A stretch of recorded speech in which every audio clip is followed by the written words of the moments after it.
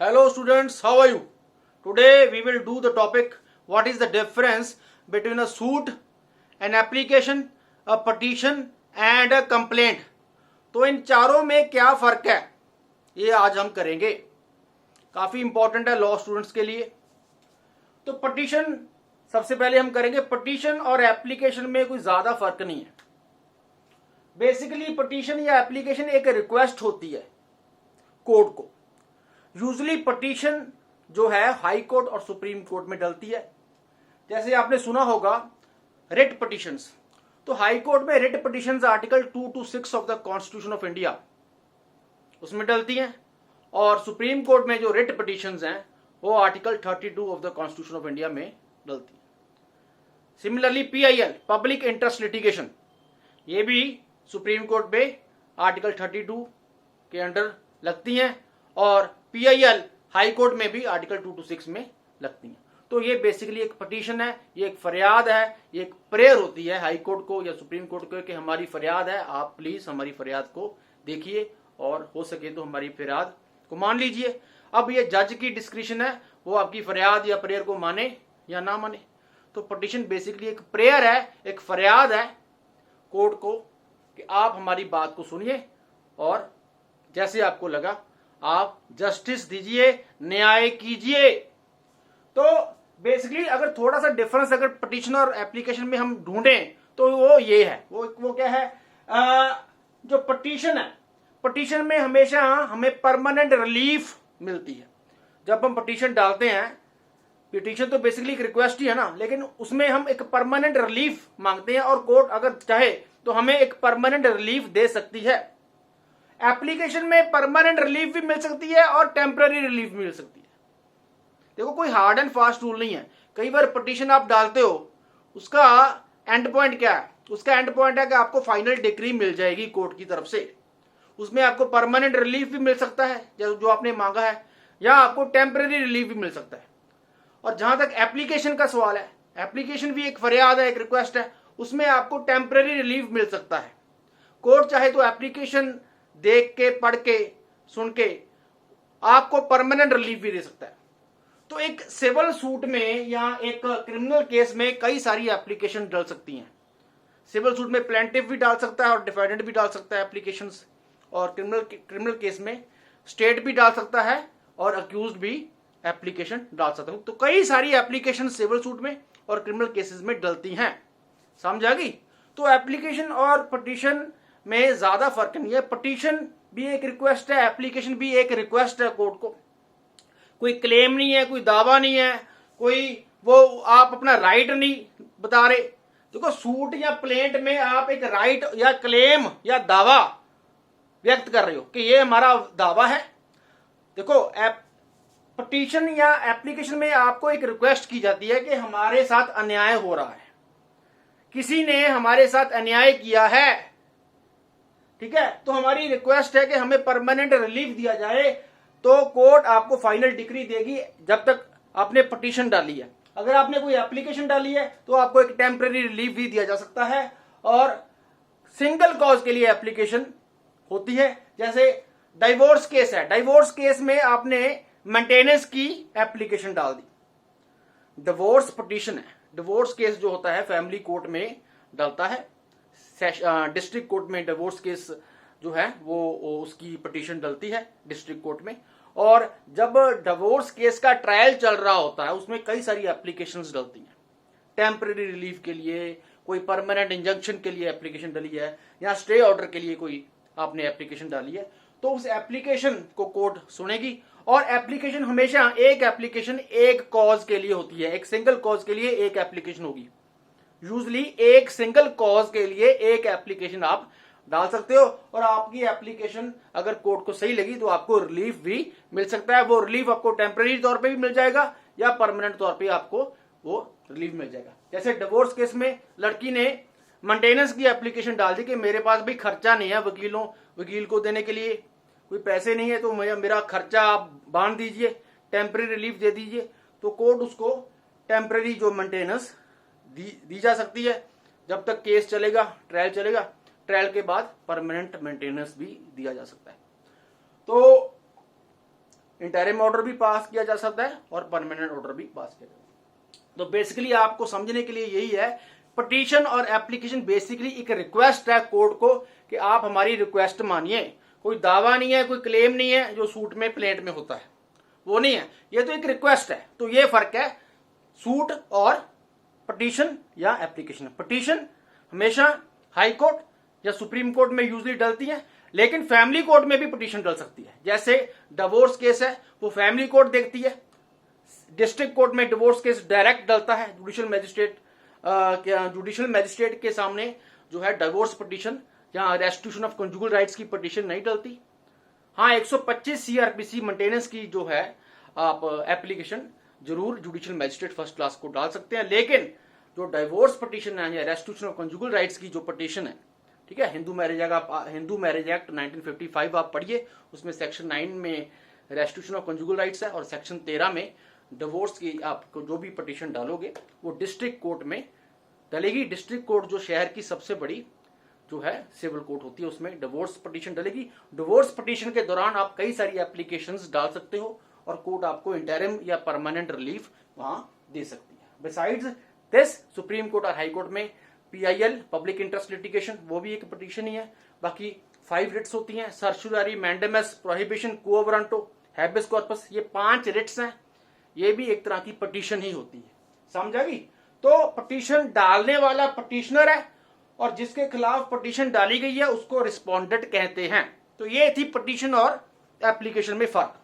अब हम करेंगे कंप्लेंट क्या है। कंप्लेंट क्या है? एक शिकायत है। कंप्लेंट एक शिकायत है, आपने कोर्ट को एक शिकायत की है कि हमारे खिलाफ ये ऑफेंस हुआ है। तो शब्द बहुत ध्यान से सुनने वाला है, ऑफेंस। तो सिविल केस में कंप्लेंट डल सकती है। अगर कोई सिविल केस चल रहा है कोर्ट में, उसमें अगर क्रिमिनल ऑफेंस आप पे किसी ने क्रिमिनल ऑफेंस किया है तो आप कंप्लेंट डाल सकते हो। देखो, कंप्लेंट सिविल कोर्ट में भी डल सकती है, कंप्लेंट क्रिमिनल कोर्ट में भी डल सकती है। ज्यादातर कंप्लेंट क्रिमिनल कोर्ट में डलती है और क्रिमिनल ऑफेंस के लिए डलती है। लेकिन सिविल कोर्ट में भी अगर कोई सिविल केस चल रहा है, ड्यूरिंग द ट्रायल आपके खिलाफ डिफेंडेंट ने कोई ऑफेंस किया है तो आप कंप्लेंट डाल सकती हो। ठीक है, आप देखो, अगर आप इतने थाने में एफआईआर लिखानी है तो एफआईआर हमेशा कॉग्निजेबल ऑफेंस के लिए ही लगती है। जब आपके खिलाफ किसी ने कोई सीरियस ऑफेंस किया है, जैसे रेप है, मर्डर है, कुछ भी ऐसा है, ठीक है, तो सीरियस ऑफेंसेस के लिए एफआईआर दर्ज होगी। लेकिन जो इतने सीरियस ऑफेंसेस नहीं है, जिनकी सजा भी बहुत कम है, उनको नॉन कॉग्निजेबल ऑफेंस कहते हैं। नॉन कॉग्निजेबल ऑफेंस के लिए हमेशा कंप्लेंट डलती है मैजिस्ट्रेट को, क्रिमिनल कोर्ट को हमेशा आप कंप्लेंट डालोगे। तो complaint basically section 2 clause D है सीआरपीसी का, उसमें डिफाइन की गई है। तो complaint is generally filed for criminal offences in district and session court. ठीक है, एंड कंप्लेंट का एक बहुत इंपॉर्टेंट निशानी ये है कि कंप्लेंट ओरली भी आप कंप्लेंट कर सकते हो कोर्ट को, मैजिस्ट्रेट को, और रिटन फॉर्म में भी कंप्लेंट आप डाल सकते हो। हालांकि पिटीशन और एप्लीकेशन हमेशा रिटन फॉर्म में ही होगी, सूट भी हमेशा प्लेंट रिटन फॉर्म में होगी, लेकिन कंप्लेंट आप ओरली भी कर सकते हो कोर्ट को।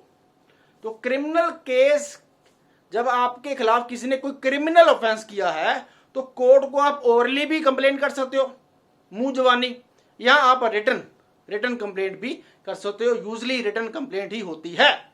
समझेगी? तो it's allegation made orally or in writing to the magistrate against some person who is known or unknown. तो कंप्लेंट जिसके खिलाफ आप कर रहे हो वो शायद आप उसको जानते हो या चाहे आप उसको नहीं जानते, वो कोई फर्क नहीं पड़ता। चाहे आप उसको जानते हो या नहीं जानते, कोई फर्क नहीं पड़ता। आप कंप्लेंट डाल रहे हो and actually he has committed an criminal offence against you. और वो क्रिमिनल ऑफेंस कहां दर्ज है? वो आईपीसी में दर्ज है। आईपीसी में क्रिमिनल ऑफेंसेस सारे दर्ज किए गए हैं, जैसे हर्ट हो गया, ग्रीवियस हर्ट हो गया, रेप हो गया, मर्डर हो गया, जो भी है। तो जब भी कोर्ट में आप कंप्लेंट डालते हो वो हमेशा नॉन कॉग्निजेबल ऑफेंस के लिए ही कंप्लेंट होएगी। कॉग्निजेबल ऑफेंस के लिए कंप्लेंट कभी नहीं होती। कॉग्निजेबल ऑफेंस के लिए थाना है, पुलिस थाना है, वहां जाके आप FIR लिखवाइए। कॉग्निजेबल केस कौन से होते हैं? जैसे रेप, मर्डर, ऐसे संगीन अपराध वो कॉग्निजेबल केस होते हैं। नॉन कॉग्निजेबल ऑफेंस या नॉन कॉग्निजेबल ऑफेंस वो होते हैं, केस वो होते हैं जो इतने संगीन अपराध नहीं है, जिनकी सजा भी कम है या उसको फाइन ही सिर्फ सजा मिलेगी। तो ऐसे जो कम गंभीर ऑफेंस है उनके लिए आप कंप्लेंट कोर्ट में सीधा डाल सकते हैं। कई बार आप थाने में जाते हो और पुलिस ने FIR कर ली, लेकिन पुलिस ने, थानेदार ने, आईओ ने समझा कि ये कॉग्निजेबल ऑफेंस है, पुलिस ने FIR लिख ली। लेकिन इन्वेस्टिगेशन जब पुलिस ने की, इन्वेस्टिगेशन तो पुलिस ही करेगी ना, इन्वेस्टिगेशन के दौरान कोर्ट को, पुलिस को लगा कि नहीं ये तो अब FIR की एक कॉपी इलाका मजिस्ट्रेट के पास गई है, अब पुलिस चलान तैयार करेगी ना, पुलिस रिपोर्ट तैयार करेगी 173 सेक्शन में CRPC में। तो चलान जब तैयार होगा उसके लिए इन्वेस्टिगेशन जरूरी है। इन्वेस्टिगेशन के दौरान पुलिस को पता लगा कि नहीं ये कॉग्निजेबल केस इतना सीरियस केस है ही नहीं, हमने दर्ज तो कर ली थी FIR कॉग्निजेबल केस समझ के, लेकिन ये इतनी सीरियस मैटर या सीरियस मामला नहीं है, ये तो नॉन कॉग्निजेबल केस है। तो फिर पुलिस वो जो है क्लोजर रिपोर्ट, ठीक है, क्लोजर रिपोर्ट जहाँ जो भी रिपोर्ट वो लिख के जो है मजिस्ट्रेट के पास जाएगी, इलाका मजिस्ट्रेट के, ये जो है हमारी रिपोर्ट आई है, हमारी इन्वेस्टिगेशन ने पाया कि ये एक नॉन कॉग्निजेबल ऑफेंस है, तो आप इसको जैसे है आप देख लीजिए। तो कोर्ट उस समय उसको, पुलिस ऑफिसर को जिसने ये इन्वेस्टिगेशन किया, उसको कंप्लेनेंट मानेगी।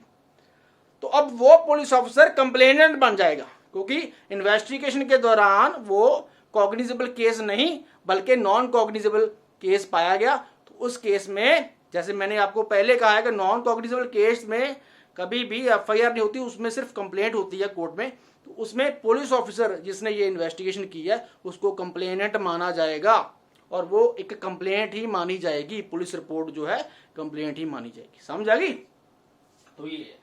तो उसके बाद कोर्ट कॉग्निजेंस लेगी। सेक्शन हमारा 200 और 201 पढ़ लीजिए CRPC में, उसमें कोर्ट ने कॉग्निजेंस ली है कंप्लेंट की और फर्दर प्रोसीड करेगी और कोर्ट फिर समन या वारंट भेजेगी। समझ आ गई कि नहीं आ गई? तो कंप्लेंट डालने वाला कंप्लेनेंट होगा और जिसके खिलाफ कंप्लेंट डाली है उसको रिस्पोंडेंट कहेंगे। अब हम करेंगे सूट। तो जैसे मैंने आपको पहले कहा है, सूट हमेशा सिविल केसेस में डालते हैं, ठीक है। तो जब भी किसी ने आपके खिलाफ कोई प्राइवेट रॉन्ग किया है, ठीक है, पब्लिक रॉन्ग नहीं, पब्लिक रॉन्ग जो होता है वो तो स्टेट के खिलाफ होता है। तो प्राइवेट रॉन्ग जैसे आपके गवांडी ने या किसी फ्रेंड ने या किसी ने भी आपके साथ कोई प्रॉपर्टी का डिस्प्यूट है, कोई ब्रीच ऑफ कॉन्ट्रैक्ट है, या कोई इंजंक्शन लेना है आपने, कोई परमानेंट इंजंक्शन लेना है, कोई प्रॉपर्टी का डिस्प्यूट है, जहां कोई भी प्राइवेट रॉन्ग है, उसके लिए आप एक सिविल सूट डालोगे। तो सिविल सूट की शुरुआत प्लेंट से होती है। सिविल सूट की कमेंसमेंट किससे होती है? प्लेंट से। तो सिविल सूट का मेन मंतव्य है कि आप कॉम्पनसेशन चाहते हैं, आप डैमेजेस चाहते हैं। कंप्लेंट का जो मेन मंतव्य होता है, रिजल्ट होता है, उसमें आप पनिशमेंट चाहते हो या फाइन। तो दूसरे बंदे के खिलाफ, जिसके खिलाफ आपने कंप्लेंट किया है, आप चाहते हो उसको पनिशमेंट मिले और उसके ऊपर फाइन भी लगे। लेकिन सूट में पनिशमेंट और फाइन की कोई भी ऐसी बात नहीं है। सूट का एंड जो होता है, सूट में या तो आपको कॉम्पनसेशन मिलेगी या डैमेजेस मिलेंगे, और जो भी आपने सूट डाला है वो आपके हक में डिक्री पास हो जाएगी। इसमें कोई सजा वाला कोई प्रावधान नहीं है, ठीक है। तो complaint section 2 clause D CRPC में दर्ज है, और जो सूट है ये section 9 and order 678 of CPC। कौन सा? Section 9 of CPC and order 678 of CPC। तो सिविल कोर्ट के सामने ही सूट डलता है, ये याद रखिए। सूट कभी भी क्रिमिनल कोर्ट के सामने नहीं डलता। सूट हमेशा सिविल कोर्ट में ही डलता है, क्रिमिनल कोर्ट में सूट नहीं डलता। समझ आ गई? तो सूट डालने के लिए सबसे पहले एक सूट मेमो तैयार करना पड़ता है। वो सूट मेमो प्लेंटिफ तैयार करता है, जो सूट डाल रहा है, प्लेंटिफ का वकील। तो प्लेंटिफ एक सूट मेमो तैयार करता है, वो पूरा रिटर्न होता है और उसको हम प्लेंट कहते हैं। वो सीरियल वाइज 1, 2, 3 पैराग्राफ में आप अपना जो भी फैक्ट्स है वो लिखेगा, और उसमें कॉज ऑफ एक्शन भी दिया जाएगा कि ये कॉज ऑफ एक्शन है, फलानी तरीक को इसने मेरे साथ ये धोखा किया, जो भी है उसने पोजेशन कर ली, जो भी रिकवरी केस है या जो भी प्रॉपर्टी का केस है वो सारा बयान करेगा। पैरे वाइज हर एक बात को एक पैरे में लिखना है, ठीक है ना। तो सीरियल वाइज वो प्लेंट, जैसे वकील ड्राफ्ट करते हैं ना प्लेंट, तो वैसे एक बात को एक पैरे में लिख के तो धीरे धीरे ये पैरा वाइज प्लेंट तैयार होती है।